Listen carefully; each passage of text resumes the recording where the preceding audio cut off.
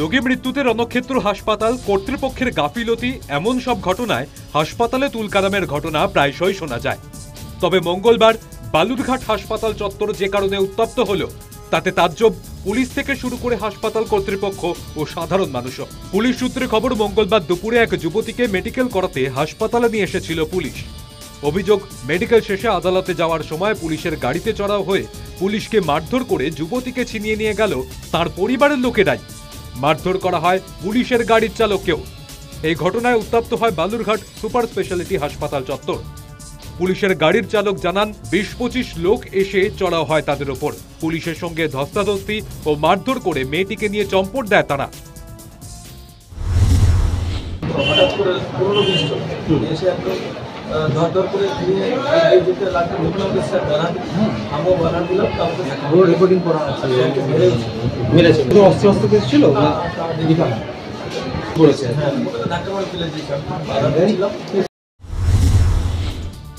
Police সূত্রে খবর, ১.৫ মাস আগে মালদার লালগোলা এলাকার এক যুবকের সঙ্গে পালিয়ে যায় তপন এলাকার বাসিন্দা ওই তরুণী।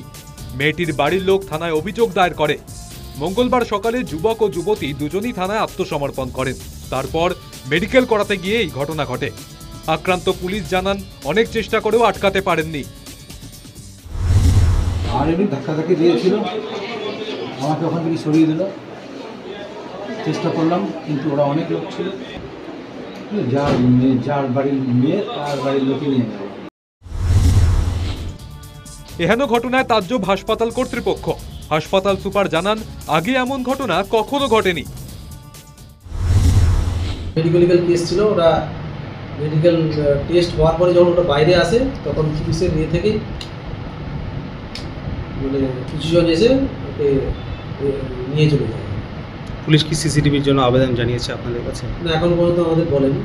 নিশ্চিত ঘটনাটা হয়েছে বললে আমরা দিয়ে দেবো। এই ঘটনার খবর পেয়ে বিশাল পুলিশ বাহিনী হাসপাতাল চত্বরে পৌঁছালেও যুবতীকে উদ্ধার করা যায়নি। এই ঘটনায় বিপাকে এখন পুলিশও।